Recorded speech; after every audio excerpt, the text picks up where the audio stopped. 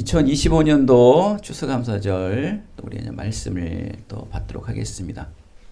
여러분 추수감사 주일 되면은 농사도 짓지 않지만 무엇인가 이렇게 돌아보게 되지 않습니까?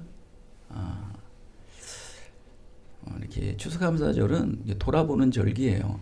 또 보지 못했던 사람들 보고 좀 이렇게 내가 평소에 생각하지 못했던 것들 1년 동안의 어떤 삶들을 이렇게 한번 주마등과 같이 보는 절기가 추수감사 주일입니다. 매일의 삶에서 감사가 내 영혼을 감싸고 있는지, 또 혹시 감사보다는 분노와 불평과 또 짜증이 나를 붙잡고 살았던 한 해였는지를 한번 돌아보는 삶인 것입니다. 왜 그럴까요? 왜 이렇게 추수감사절 되면 그렇게 특히 우리 믿음의 그리스도인들은 우리 어떤 내면적인 상태, 겉모습보다는 어떤 영적인 상태들을 다시 한번 더 반추하고 보게 될까요? 반드시 그것을 봐야지만 앞으로 펼쳐질 미래를 볼 수 있다는 거예요. 새로운 내일의 미래를 위해서 반드시 돌아보는 시간, 정리하는 시간은 아주 필요해요.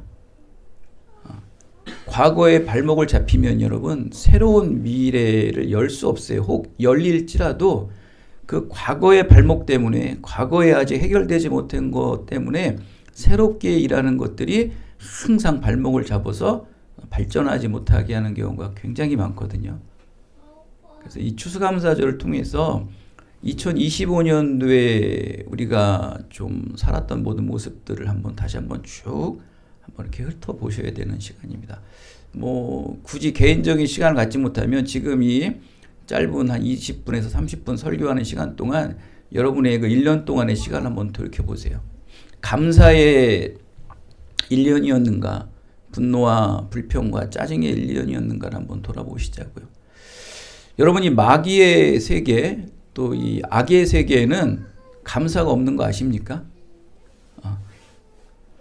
마귀에게 사로잡힌 삶에는 늘 불평, 또 원망, 분노, 시기, 질투만 있기 때문에 그 악의 세계, 또 마귀의 영적 그 세계 속에서는 새로운 미래가 결코 열리지가 않습니다.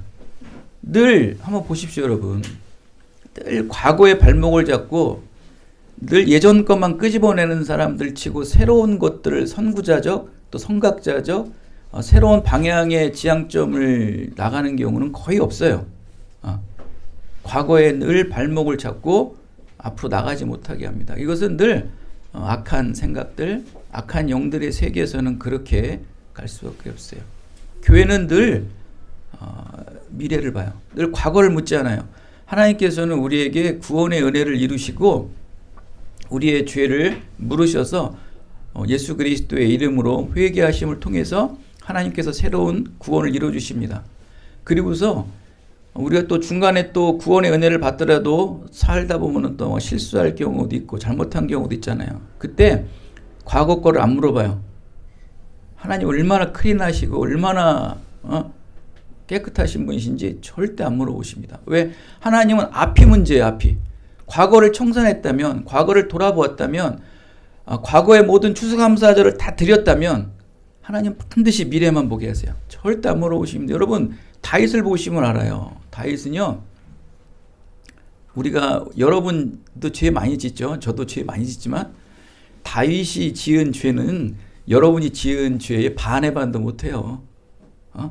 살인서부터 간음까지 여러분 요즘 같은 시대의 법으로 적용하면요, 다윗은 최하 징역 한 20년은 받아요. 최고 형량. 그런 다윗도 철저히 회개하고 철저히 하나님의 무릎 꿇은 이후에 그 다음 이유는 절대 하나님께서 너 예전에 밧세바 너 그런 짓 했잖아. 너 밧세바 남편 죽였잖아 라고 물어본 적 있습니까? 성경에? 절대 안 물어봅니다. 하나님. 그러나 다윗은 그 밧세바의 잘못, 밧세바의 그 남편을 죽인 것에 대해서 철저히 회개했어요. 그리고 그 바세바로 인해 불륜을 저지른 그 아이가 나잖아요. 아이가 죽지 않습니까? 일주일 동안 식음을 전폐하고 아주 하나님 앞에 정말 죽기 일보 진전까지 회개하면서 하나님 앞에 무릎 꿇은 자예요. 철저하게 회개했어요. 그에게 하나님께서는 과거를 안 물어보세요. 그에게 미래만 열어주세요. 그 이후에도 다윗은 죄를 안 지었을까요? 말도 못합니다, 여러분.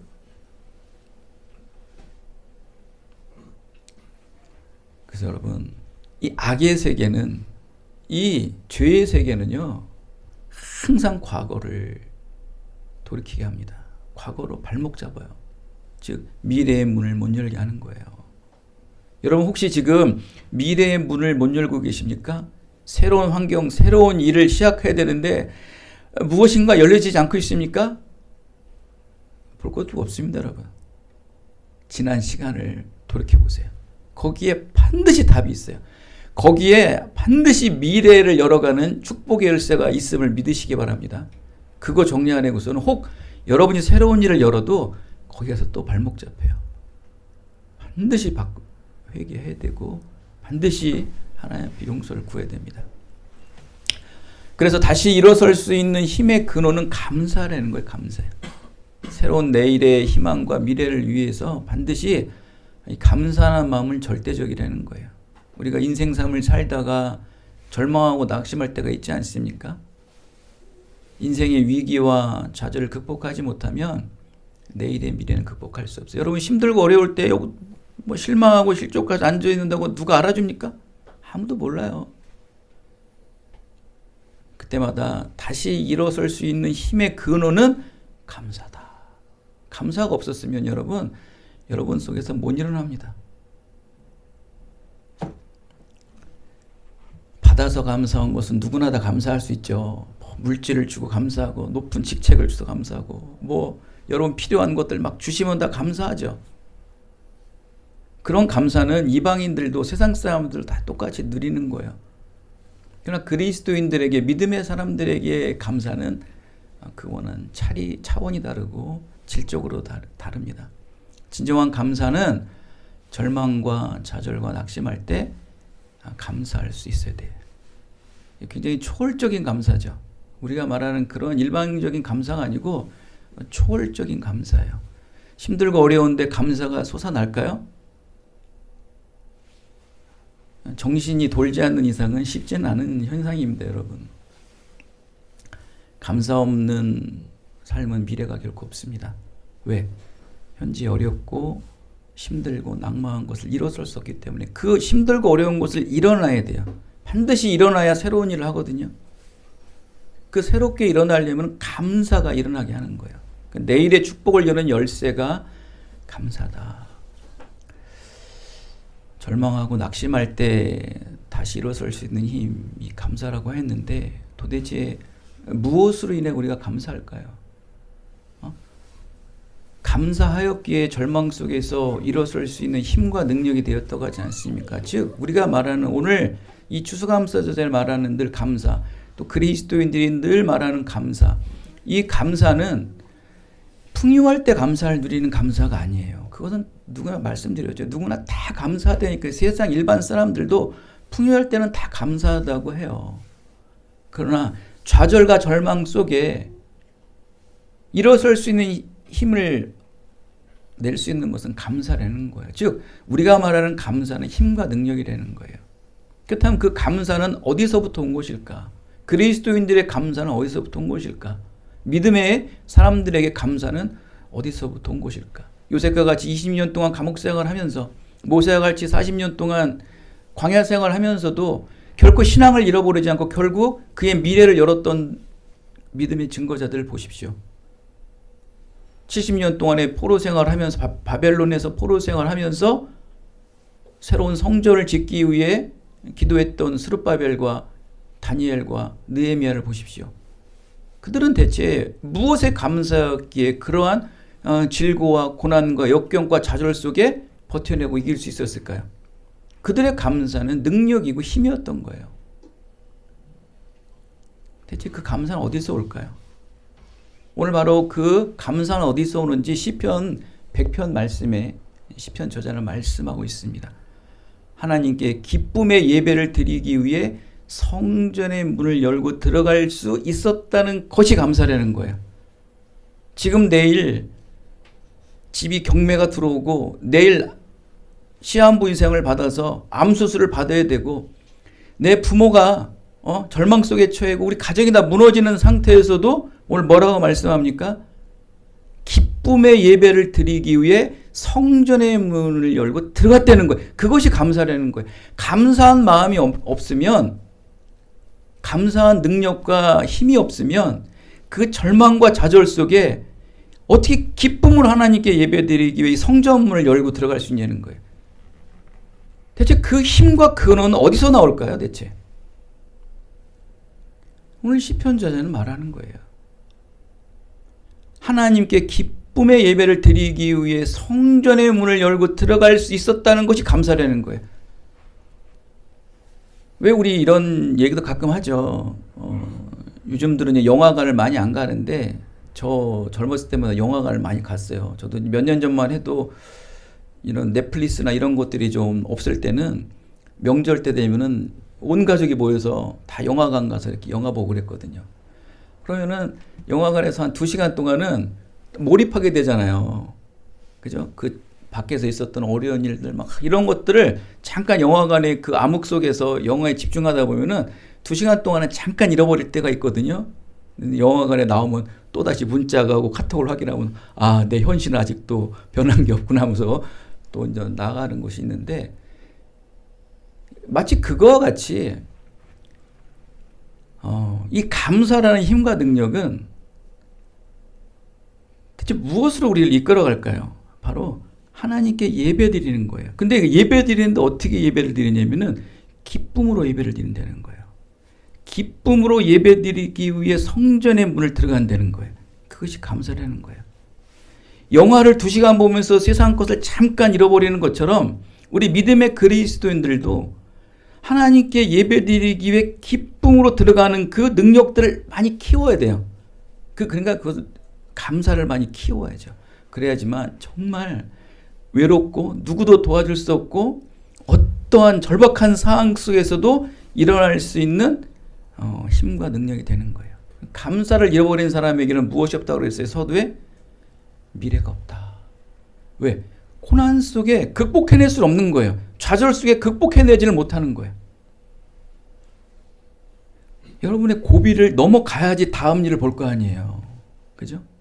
그러나 그것을 이겨내려면 감사를 해요. 감사. 하나님께서 말씀하는 거예요. 오늘 감사를 잃어버리지 말아라. 감사. 그 감사만이 너희들의 복의 길이고 너희가 하나님의 구원의 형통함이 이루어지는 것이라고 시편 저자는 말씀하고 있는 거예요.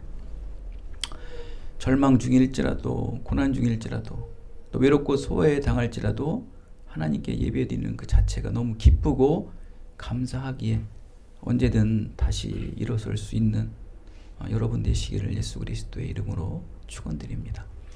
자, 그러려면 우리가 내가 지금 감사하고 있나? 우리 추수감사절은 돌아보는 절기라고 말씀을 드렸지 않았습니까?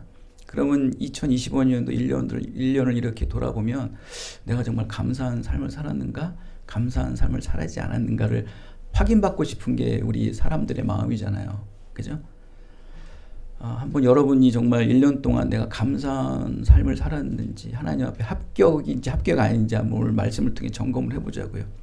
오늘 한 어머니가 자녀가 시험과 또 면접과 또 입학 앞에 기도를 합니다.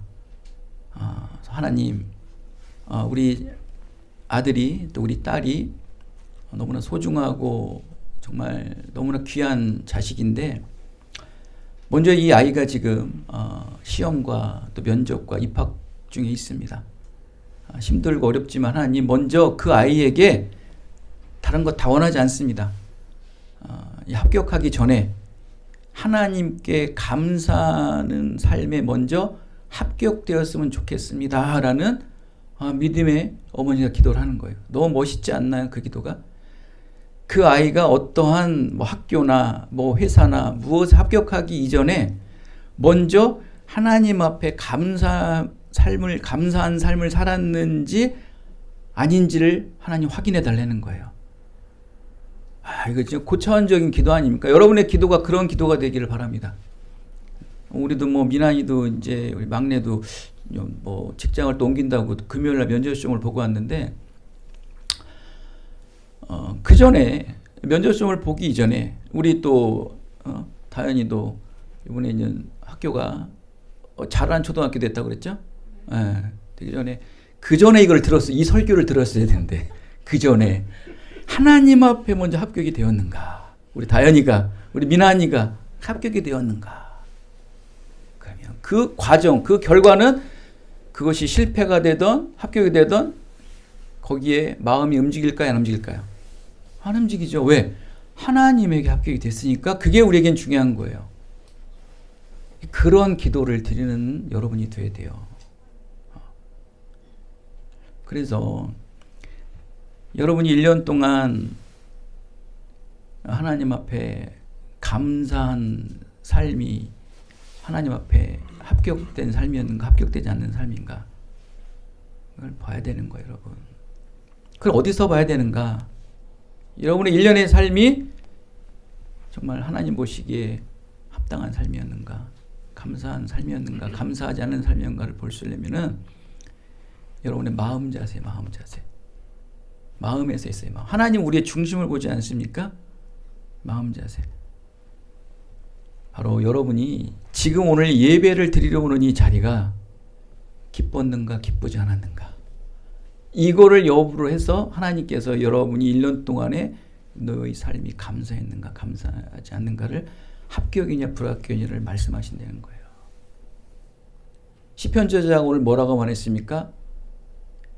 감사하는 것은, 감사라는 것은 뭐라고 그랬어요?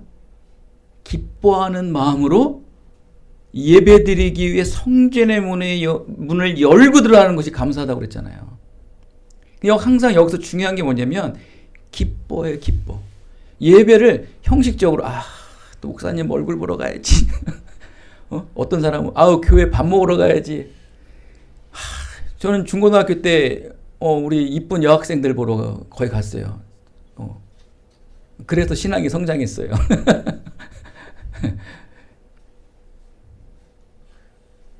그걸 믿으면 안 되겠죠? 그러한 마음으로 예배를 가는가? 그 마음이 벌써 하나님에게 틀렸죠. 제가 분명히 뭐라고 그랬습니까? 감사는 능력이라고 그랬지 않습니까? 감사는 힘이라고 그랬어요. 어떨 때 그 힘이 발휘된다고 그랬어요? 우리의 삶이 좌절되고 낭망되고 외롭고 실족했을 때 그때 일어설 수 있는 힘이 감사라고 그랬어요. 그 감사는 어디서 확인할 수 있어요? 내가 하나님의 성전에 예배드리러 가는데 기쁜 거예요. 막 설레는 거예요.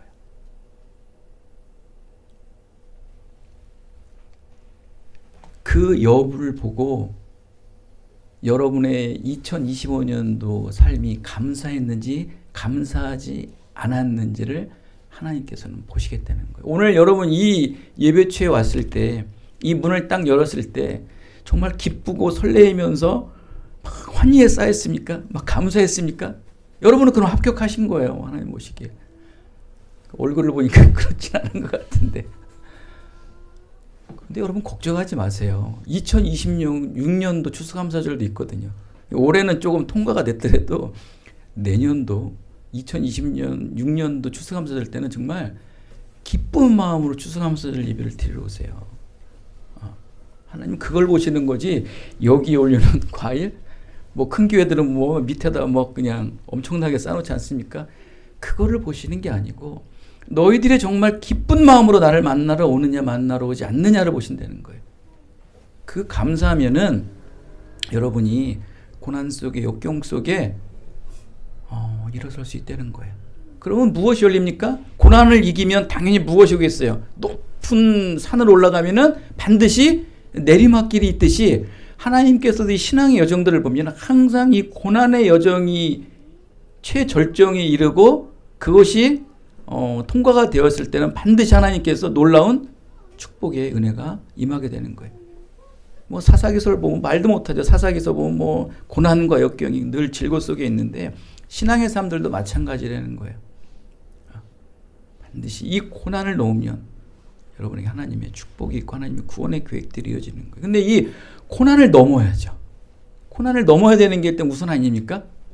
고난은 넘지 않고 그 이후에 받아야 될 축복만을 보니까 이게 이루어지지 않는 거예요. 이 고난을 통과해야 되거든요.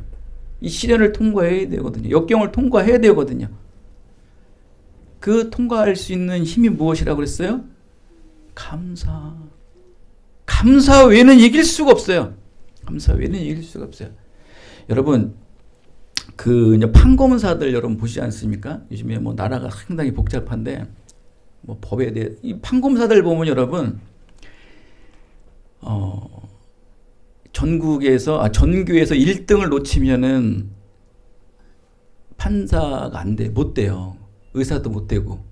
그러면 그 판검사가 되기 위해서는 이제 사법연수원에 이제 통과된 사람들 사법연수원에 다 모이지 않습니까? 그러니까 다 전교에서 1등한 사람들만 모이는 거예요. 그러면은 거기서 공부 자랑하면 되겠어요, 안 되겠어요? 공부 자랑하면 안 되죠. 다 전교 1등만 한 친구들이니까. 근데 그 중에서도 서열이 가린답니다. 그 사법연수원에서도 최고로 잘한 사람들은 판사, 또 다음으로 잘하는 사람들은 검사, 그리고 그 다음에 좀 하위 쪽에 있는 분들은 이제 변호사로 이렇게 이제 다 해서 이제 일들을 하게 되는데, 그 중에 특히 최상의 엘리트들은 판사들이에요. 그죠? 판사들이 이렇게 동기들 모임이나 뭐 선후배 모임이 딱 모이면, 뭐 누구가 잘날 수가, 뭐 말할 수가 없는 거예요. 다 잘났기 때문에. 그런 사람들은 결혼도 잘하더라고요, 또. 다 뭐 내노라는 사람들이라 뭐 자랑거리가 안 되겠죠. 근데 그 중에서도 엘리트 중에서도 엘리트가 또 있어요. 으뜸 중에서도 으뜸이 있다는 거예요. 바로 누굴까요? 공부 다 잘해요. 집안도 다 좋아요. 그 중에서도 엘리트가 되고, 그 중에서도 가장 그 엘리트 중에서도 존경받는 사람은 바로 따뜻한 인성을 품은 사람이에요. 그거는 감당할 수가 없대요. 마음이 온유하고 따뜻한 인성을 품은 사람. 그런 사람만이 그 조직에서 존중도 받고 높임도 받고 그의 길도 열려지는 것을 볼 수 있어요. 아무리 세상이 각박하고 뭐해도요, 이 인간성, 또 인성, 인격은 여러분 항상 갖춰야 되는 거예요. 그렇다면 여러분, 이 믿음의 사람들이 그러한 으뜸 중에 으뜸, 엘리트 중에 엘리트가 되려면 어떻게 됩니까? 모든 걸 다 갖춰야 돼요. 노력도 하고 열심도 가져야 됩니다. 그러나 잃어버리지 않을 게 있어요. 바로 따뜻한 마음이에요. 인성을 품어야 돼요. 인격을 품어야 돼요. 여러분, 왜 선지자 다니엘과 세 친구들 보십시오. 바벨론 최고 엘리트 중에 엘리트들 아닙니까? 이 바벨론 세 친구는. 그렇죠? 근데 그들은 그 엘리트 중에서도 엘리트였어요. 왜 엘리트였을까요? 바로 하나님을 아는 지혜가 충만했던 자들이에요. 다른 뭐가 달라요. 그들은 막 고기를 먹고 막 영양가 있는 걸 먹어가지고 뭐 얼굴이 막 기름기가 껴도, 이 다니엘이 세 친구는 물과 야채만 먹어도 얼굴에 기름기가 나고 윤택하고 머리도 또 명석한 모습을 보일 수 있었던 거예요. 지혜도 마찬가지. 하나님을 아는 지혜, 하나님을 믿는 믿음이 있다 보니까 이들은 인성이 되는 거예요. 그거 엘리트 중에서도 엘리트가 돼서 바벨론의 총리가 되는 다니엘 같은 친구들 있지 않습니까? 영성이 있어야 돼요. 하나님께서 살아계시고 주관하고 계시다는 이 믿음이 그들에게 늘 감사의 신앙들이 나오는 거예요. 하나님 나와 함께 하신다. 하나님이 어려움을 이겨내신다. 이러한 고난들을 이겨내신다는 것을 늘 하나님 앞에 감사하는 거예요. 고난도 감사, 역경도 감사. 이 감사를 하는 사람들의 인격은 따뜻한 거예요. 이런 사람들은 결코 이겨내지 못합니다. 여러분들도 세상 속에 나가서 여러분 뭐 세상 위에서 무엇을 드러내겠습니까? 돈도 많으시지 않습니까, 여러분? 그죠? 그런 거 드러내지 마시고, 그 많은 여러분의 잘남 속에서, 많은 긍정적임 속에서, 그런 건 세상에서도 다 여러분 견줄 수 있어요. 그러나 그거를 뛰어넘는 것은 여러분의 따뜻한 마음이라는 거예요. 그 따뜻한 마음은 어디서 나와야 되는 거예요? 바로 감사에서 나와야 돼요. 감사해서. 하나님을 알고 하나님을 믿고 하나님의 구원 계획을 인정하는 자들 속에서 나오는 그 감사 속에서 살아야지만 세상에서 으뜸이 될 수 있다는 겁니다. 오늘날 우리 시대가 자꾸 냉혹해지지 않습니까? 감사가 사라집니다. 미움과 불신과 불법과 못된 마음으로 자꾸 변해가는 시대가 됐습니다. 사도 바울은 로마서 1장 21절에 말씀하죠. 하나님을 알되 하나님을 영화롭게도 아니하며 감사하지도 아니한다라는 이런 시대가 왔습니다. 세상은 지금 교회를 지탄하고 하나님을 믿지 않는 시대가 됐습니다. 모독하는 시대까지 되었습니다. 여러분, 과연 하나님 없이도 행복해질 수 있을까요?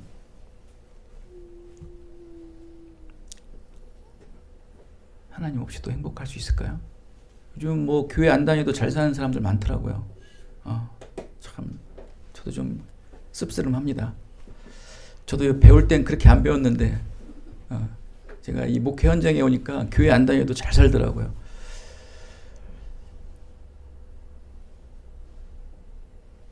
하나님을 알지 못하는 시대가 왔습니다, 여러분. 과연 그들이 행복할까요? 감사는 이미 상실한 시대라는 것입니다. 감사가 없는 이 시대에 겉으로는 풍요하고 겉으로는 잘 사는 것 같지만 그것이 과연 올바른 시대일까요, 여러분?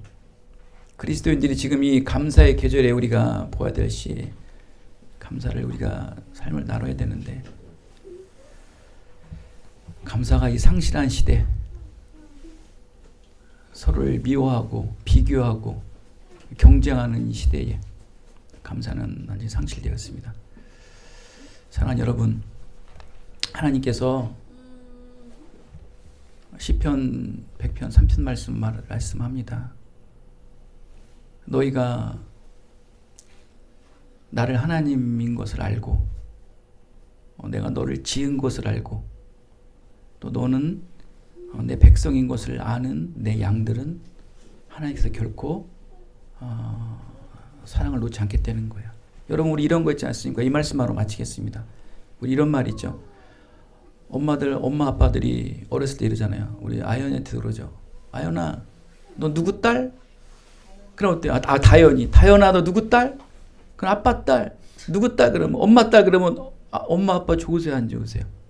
그것처럼 기분 좋은 소리가 없는 거예요. 하나님도 마찬가지라는 거예요. 하나님도 마찬가지로 진아나 너 누구 아들? 하나님 아들. 다현아 너 누구 딸? 하나님 딸. 하나님은 그거에 너무 기뻐하셔가지고 그거에 너무 하나님께서는 감동이 있어서 그런 자에게 하나님께서 복을 내려주신다는 거예요. 그런 자들은요 하나님 앞에 양과 같이 숙연하게 살아가는 거예요. 사랑하는 여러분, 추수감사절에 하나님 앞에 큰 영광 드리고 많은 것 드리는 것이 우리의 모습일 수 있겠습니다.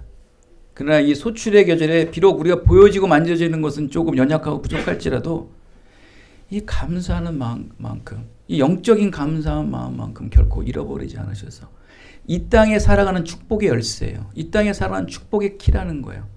그 감사의 축복의 키를 2025년도 추수감사절은 꼭 마음속에 품으시고 인생의 삶들의 미래를 열어가시는 여러분들의 인생 되시기를 예수 그리스도의 이름으로 축원드리겠습니다.